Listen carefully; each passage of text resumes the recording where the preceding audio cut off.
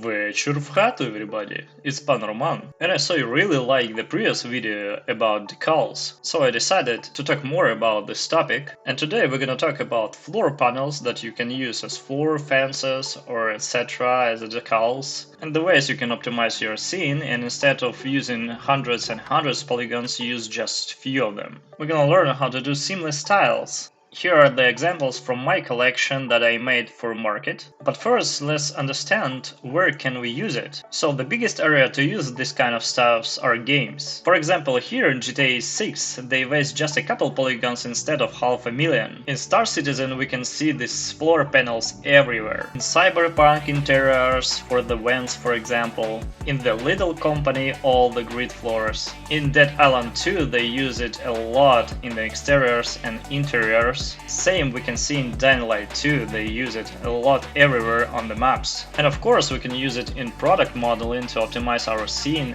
and reduce the render time. Moreover, as always, if you don't want to waste hours and hours of your time to creating your own seamless floor panels, I already created a high quality floor panels pack for you. You can find it on the market and I left the link below. And all my patrons can get it for free. But it's time to jump to our tutorial. But first, if you want to thank me for my efforts doing all these tutorials for you in my free time, you can become my patron. And starting only from $5, you will get all the tutorials project files, advanced tutorials parts, and some of my digital products for free that will save you a lot of time and efforts. And if you want even more, check my ArtStation market, where you can find amazing textures for everyday use that you can just drag and drop on your models, advanced tutorials videos with the project files included, and game-ready models that you can use immediately. So be my patron to get all these bonuses. And remember that half of your donations will be transferred to support Ukraine, that is very important now.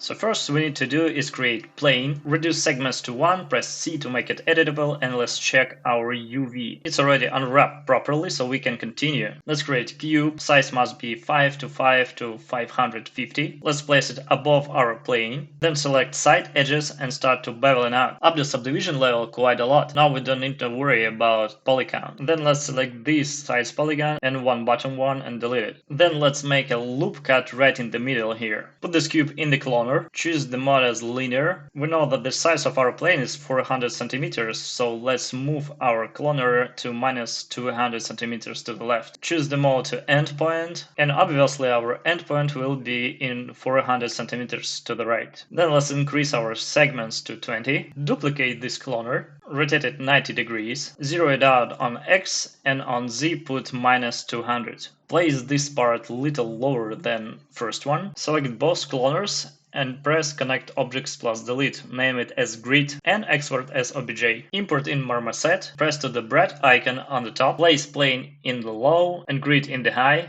Let's turn on high model for a second, pressing this I button, select low, and we need to increase our max offset the way it will be higher than our grid is. Then turn off high and press bake, and P button for preview. Congratulations, we have a terrible result. And the reason is we have no information to bake in our holes, so we need to put something as a floor to give this information for baking process. To do that, we need to duplicate our plane and put it in a high. Then select transform tool and place it a little upper than our original plane. Then scale it up a bit. I will turn off the normals for you can better see what is going on. It's our duplicated plane look. After we can press bake again, but we have second issue. Seems like our new normals overlap with the previous one. To solve it fast, just create new material, select our plane, right click on a new material and press apply. After you can press bake and preview again. Now we have a perfect bake, we can check it on a normal channel. Seems like everything is fine now and we can make a final bake. Let's increase samples to 64 and then you can press bake again. Check your normals just in case, everything must be fine. Then turn off normals, go to configure, select alpha mask, delete our duplicated plane, then press bake again. Check our alpha channel just in case. And let's test it in Cinema 4D.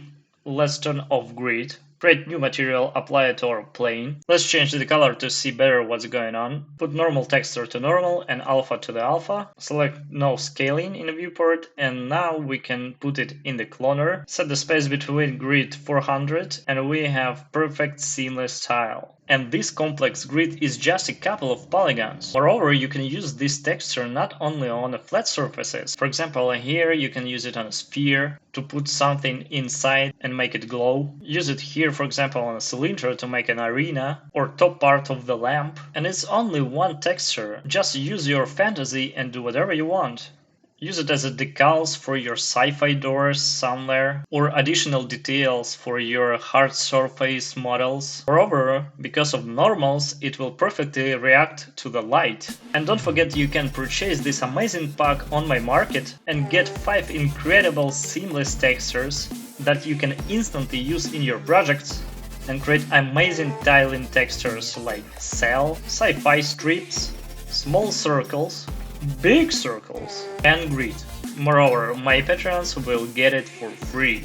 And before we end, I want to thank Antoni Tedesco, hope my pronunciation is right. Thank you for being my patron. And I think that's it. So hope you liked it and enjoyed it, learned something new. Press subscribe button and ring the bell to not miss even more interesting videos that are coming. And remember, все буде Україна.